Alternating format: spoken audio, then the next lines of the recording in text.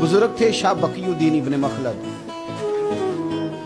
वो कहते हैं मुझे पता चला कि इस दौर में नबी करीम अलैहिस्सलाम की हदीस जो सबसे बेहतरीन पढ़ाते हैं वो इमाम अहमद बिन हम्बल है। उनको हुजूर की हदीस से जो खाद शगफ है वो किसी और को नहीं।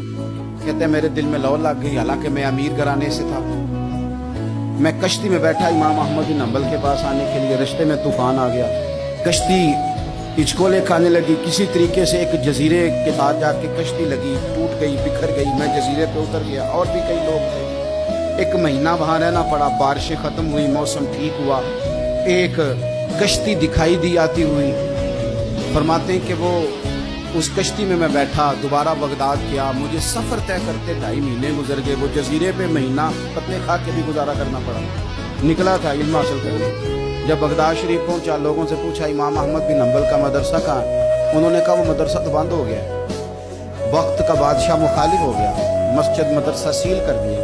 इमाम साहब कहाँ है? कहा घर के अंदर कैद हैं।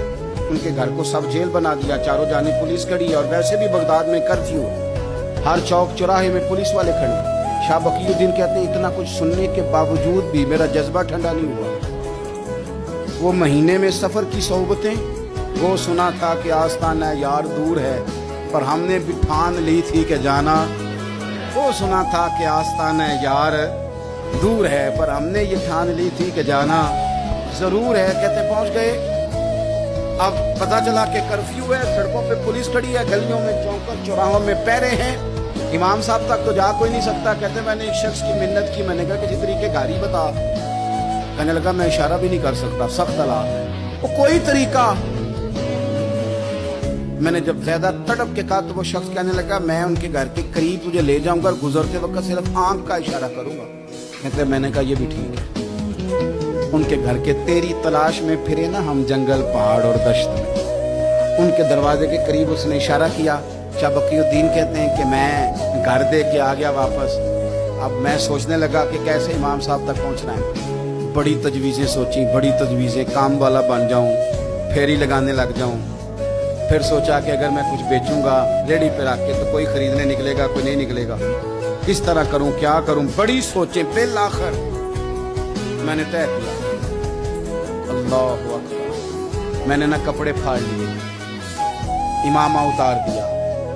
फरमाते हैं कि एक प्याला मिट्टी का खरीद के गले में रस्सी से बांध दिया और इमाम अहमद बिन हम्बल की 3 गलियों पीछे मैंने दरवाजा दरवाजा सदा लगानी शुरू की, फकीर हूं, अल्लाह के नाम पे लेने आया हूं। कहते एक एक दिनार मांगते मांगते मांगते मांगते आजम यार मनौन दिखाता रसा की बेस बताए। कहते हैं मांगते मांगते ना मैं इमाम अहमद बिन हम्बल के दरवाजे तक आया। अमीर घर का बच्चा था, बड़े पैसे जेब में होते थे। इमाम के दरवाजे पे सदा लगाई, कोई है अल्लाह के नाम पे देने वाला?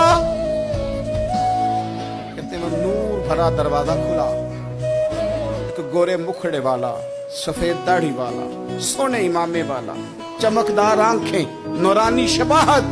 कहते इमाम अहमद बिन हम्बल बाहर आए और जैसे एक दिनार मेरे प्याले में डालने लगे तो मैंने हाथ चूम के कहा सोनिया तेरे कुर्बान जाऊं, मैं दिनार लेने नहीं आया, मोहम्मद अरबी की हदीसें सुनने आया हूं। कहते इमाम की भी आंखें खुल गई। कहने लगे इस हाल में आजम यार मनौन की खातर साकी की पेश बटाए का हुजूर क्या करता, यही एक तरीका रह गया था। मैं तो कहाँ से चला हूँ, कहाँ पहुंचा हूँ, क्या करूँ? इमाम साहब फरमाने लगे फिर मैं भी बड़े दिनों से परेशान था, कोई सीखने वाला नहीं मिल रहा, तुम मिल गया। कहने लगा हुजूर मैं रोज आ जाऊं फकीर बन, आप जितना चाहें 2, 4, 5 मिनट में मुझे हदीसें सुना दे, मैं अगले दिन याद कर आया करूं। कहते 2 साल लग गए। शागिर्द कहाँ मिलेंगे ऐसे, कहाँ मुरीद मिलेंगे, गुजर गया दौर।